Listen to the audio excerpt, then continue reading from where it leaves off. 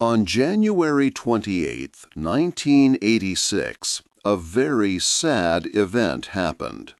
The Space Shuttle Challenger went into the sky, but then exploded. All 7 people on board died. This was a big shock for everyone. People wanted to know what went wrong. Why did this big accident happen? A very smart scientist named Richard Feynman helped find the answer. He had won a famous prize for his work in physics. NASA, the space agency, asked him to join a special group. This group had to study the accident. Feynman did not usually like working in groups, but he agreed to help. Feynman did not just read reports. He went to talk to the engineers. These were the people who built the shuttle. He asked them many questions. He listened carefully to what they said. He looked for real proof to understand the problem. Then Feynman showed everyone the simple truth. He took a small rubber ring, called an O-ring. This ring was from the shuttle's engine. He put it into a glass of ice water. The water was very cold, like the weather on the day of the launch. When the O-ring got cold, it became hard. It could not bend anymore. This simple test showed the problem. The O-rings did not work well in cold weather. This was the main reason for the disaster. What made Feynman special was not just finding the problem. It was how he explained it. He did not use difficult words. He did not use confusing official language. He made the problem very easy to understand. He showed that a simple rubber ring and cold weather caused the big accident. He was honest about the simple facts. This book is about that secret. It is about how Richard Feynman could make hard things easy to understand. He always looked for the clearest explanation. This way of thinking, called the Feynman Technique, is very powerful. It helps people truly understand things, not just remember them. We will see if this simple way to understand can help you learn English. 2. A simple way to learn. The Feynman Technique is a simple 4-step plan for learning anything well. It helps you understand difficult ideas by making them easy. Richard Feynman, a smart scientist, used this method to learn and explain complex science. He believed that if you can explain something simply, you truly understand it. The first step is to choose a concept. Pick one idea you want to learn. Write this idea at the top of a blank piece of paper. This helps you focus on just that one thing. Next, teach it to a child. Write down everything you know about your chosen idea. Imagine you are explaining it to a young child, maybe a 6-year-old. Use very simple words. Do not use difficult words that only experts know. If your explanation is not simple enough for a child, it means you do not understand the idea very well yourself. This step helps you find the weak parts in your knowledge. The third step is to find what you don't know. As you write your explanation, you will probably get stuck.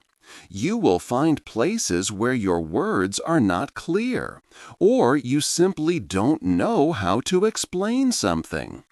These are your learning gaps. When this happens, go back to your books, notes, or other learning materials. Study those specific parts again. Fill the gaps in your knowledge. Then try to write your explanation again. This is not just reading, it is actively finding and fixing your understanding. Finally, make it simpler. Look at all your notes. Make them even shorter and clearer. Try to find simple comparisons or examples called analogies. An analogy explains a new idea by comparing it to something familiar. If you can create a simple analogy for your idea, it shows you have a deep understanding of it. These comparisons prove that you have reached the basic truth of the concept. This method worked very well for physics. Physics often looks for simple rules that explain many different things. It breaks down big problems into small, basic parts. Also, in science, it is clear if your understanding is right or wrong. If your explanation does not lead to correct predictions, then you do not understand it. Feynman wanted to know how things truly worked, not just their names. This technique helped him achieve that deep understanding. 3. English grammar and words. We have seen how the Feynman technique helps to understand difficult ideas. Now let's look at how it can help with English grammar and words. Many English learners find grammar rules confusing. They also struggle to remember many new words. This technique can offer a clearer path. First, consider English grammar, like the present perfect tense. This tense is often a point of confusion for learners. A learner might first write down what they believe the present perfect means. It is used for actions that started in the past and continue to the present, or for recent actions. Next, they try to explain this idea to a young child. A child might not easily understand concepts like past actions or present relevance. The learner might try an analogy, for example, a bridge. The present perfect is like a bridge you are still walking on. You started on the past side and you are still moving towards now. An example is, I have lived here for 3 years, meaning you started living there and still do. This analogy works for some sentences. However, if you think of I have eaten lunch, the eating is finished. The bridge analogy breaks down here. This shows a gap in understanding, so the learner must go back to their study materials and examples. They might then learn that the key idea of the present perfect is often about a connection to the present, not always an ongoing action. I have eaten lunch connects to now because the result, being full, is relevant now. This way, the learner finds a simpler, deeper meaning. They move from simply memorizing rules to understanding the main principle, which makes the grammar much clearer. Now, let's think about learning new words. Many people use flashcards, one side with the English word, the other with its definition. This is a common way, but it is often just memorizing. The Feynman technique helps you truly understand words. Take the word set, which has many meanings in English. Instead of trying to memorize a long list, choose one use. Please set the table. Try to explain what set means here to a child. You might say, you put things like plates and forks in their correct places to make the table ready. So set here means to arrange or prepare. Now consider the sun set. In this case, set means the sun goes down. Or think of let me set the record straight. This phrase means you want to correct information. As you explain these different uses, you start to see a common pattern. Set often means to put something into a particular condition or position. You find the main idea or the conceptual core. This is much more effective than just memorizing many definitions. When you understand the central meaning of a word, you can use it better and understand its new uses. You don't just remember a definition, you understand the word's logic. This method is more demanding than flashcards, but the knowledge lasts much longer.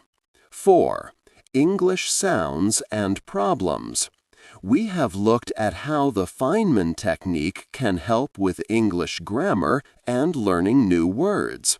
Now let us try to use it for English sounds. This includes how we say words, called pronunciation, and the way our voice goes up and down when we speak, called intonation.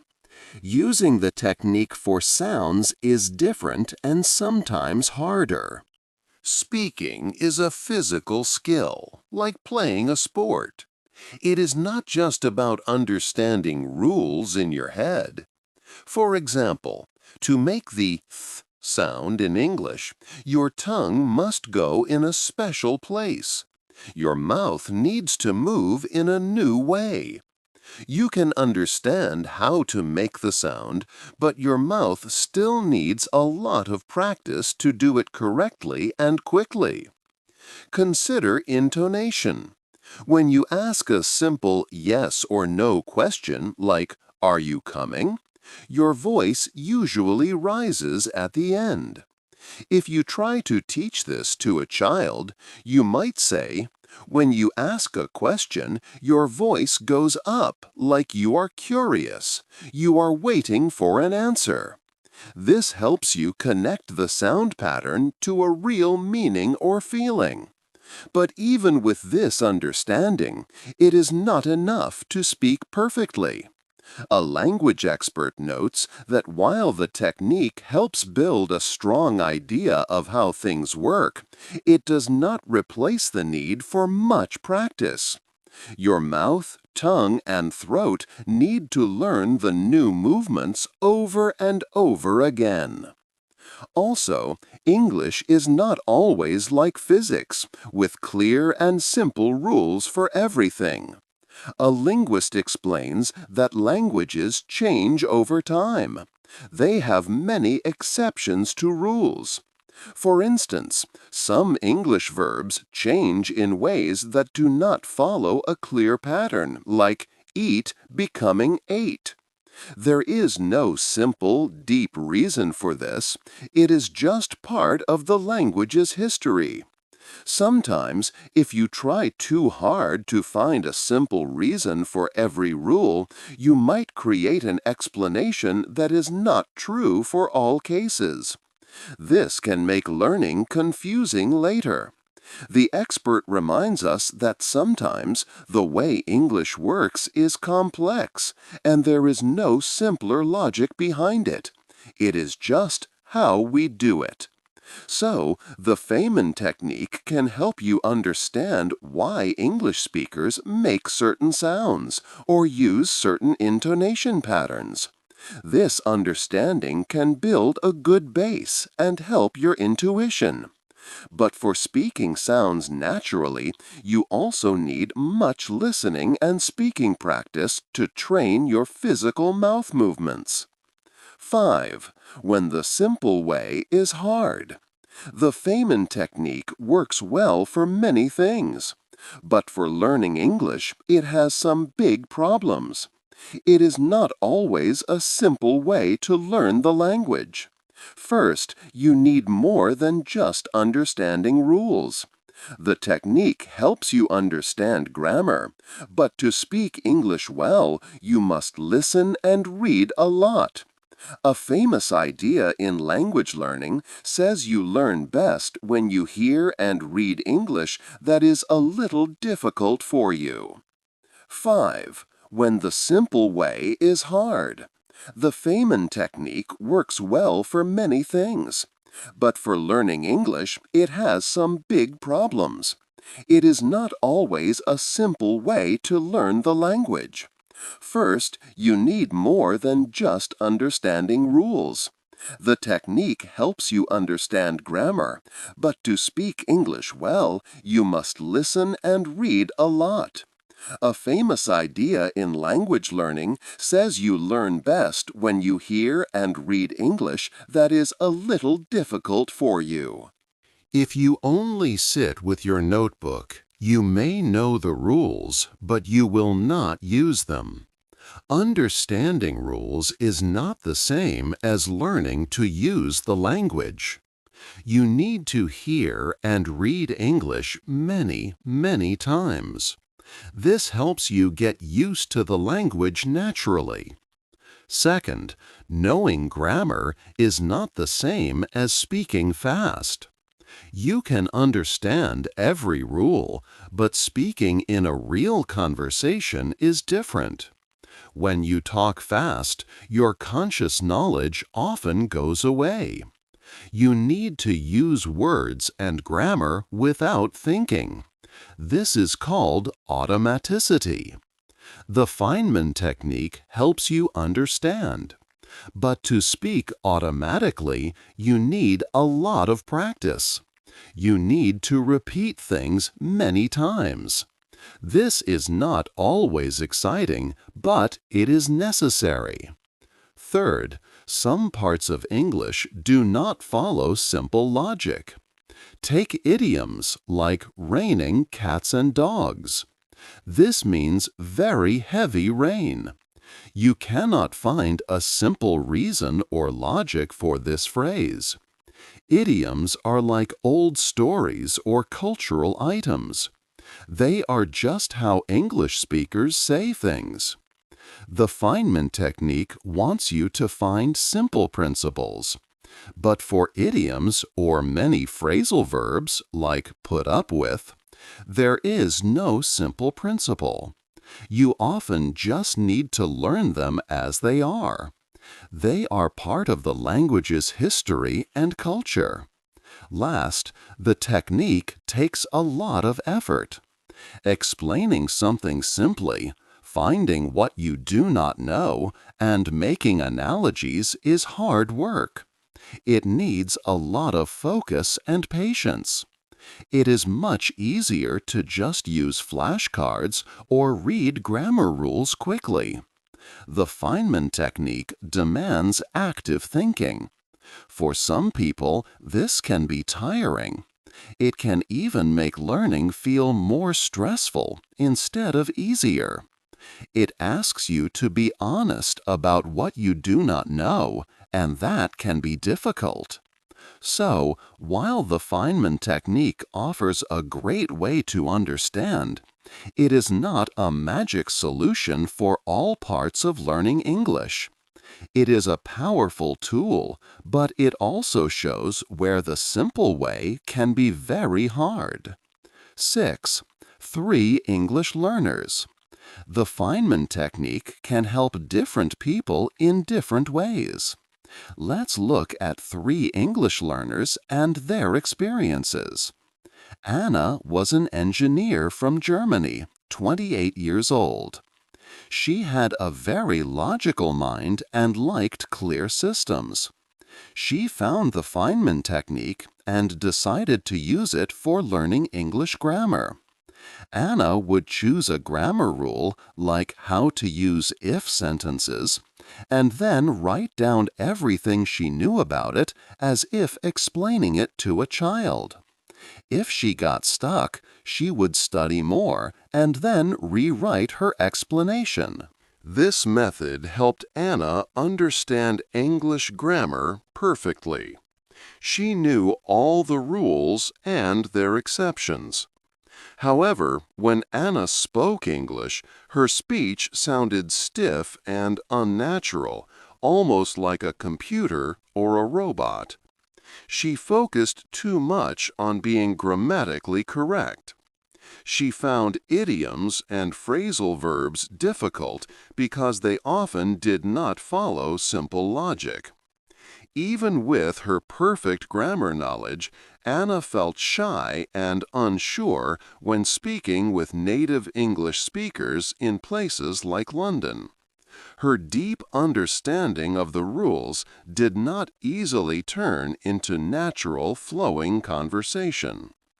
Marcus was a musician from Brazil, 35 years old. He learned English by listening and feeling the language, like music. He did not like strict grammar rules. Marcus tried the Feynman technique to fix his writing, especially with a and the words. He thought these words were random, but when he explained them simply, he saw patterns. He understood the for known things and for new things. This made his writing much better. Marcus still listened and read a lot for pleasure. He used the technique as one tool, not the only way. His spoken English was very natural and easy to understand, even with small mistakes. The technique helped his writing, but his natural way of learning made his speaking fluent and full of common expressions. Kenji was a businessman from Japan, 42 years old. He had studied English for many years and could use it for work. But he felt stuck at an intermediate level. He wanted to speak more naturally. Kenji used the Feynman technique for specific grammar parts that confused him. He worked on complex if sentences and passive voice, and also words like despite and though. Because he was not a beginner, the technique helped him clarify things he already partly knew. He did not just learn rules, he understood why they worked. After about 6 months, Kenji's English changed. He started to use more complex sentences naturally when speaking.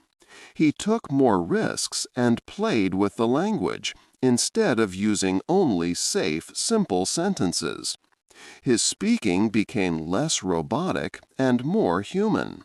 The Feynman technique did not make Kenji a native speaker, but it helped him move from just knowing English to truly understanding it. He became more confident and could express himself better. 7. A new way to think. The journey through the Feynman technique has shown us many things. We learned about the 4 steps: choosing a topic, teaching it simply, finding gaps, and simplifying. However, the most important lesson is not just about following these steps. It is about a special way of thinking called the Feynman mindset. This mindset can change how you approach all your learning, no matter the subject. This special way of thinking has 3 main parts. The first part is called intellectual honesty. This means being brave enough to say, "I do not understand," when you truly do not. Many people might pretend to know something to avoid looking foolish. But Richard Feynman, the famous physicist, did not do this. He was known for asking simple questions, even if they seemed silly to others. He wanted to find the exact point where his understanding stopped. This honesty is very important because it helps you build knowledge on a strong foundation. If you are truly honest about what you do not know, you can find your real learning problems and work to fix them. The second part of the Feynman mindset is having playful curiosity. Feynman loved to learn. For him, learning was not a boring task. It was like playing a game or solving an exciting puzzle. He asked many questions, not because he had to, but because he was genuinely interested in the answers. When you are curious, learning feels like an adventure. You want to discover new things and understand how they work. This fun and curious way of thinking helps you keep going, even when a subject is difficult. It makes the whole learning process more enjoyable. The third part is always trying to find the simplest explanation. This does not mean making things too easy or wrong. It means taking away all the extra confusing parts to get to the main idea. Feynman often challenged complex explanations by asking why or how do we know? He believed that if someone could not explain something simply, they might not understand it completely themselves. For your learning, this means you should always try to make difficult ideas easy to explain. If you can explain a complex concept in very simple words, it shows that you understand it very deeply. These three parts, intellectual honesty, playful curiosity, and embracing simplicity, come together to form the powerful Feynman mindset. This mindset helps you ask better questions, look for true understanding, and find more joy in learning.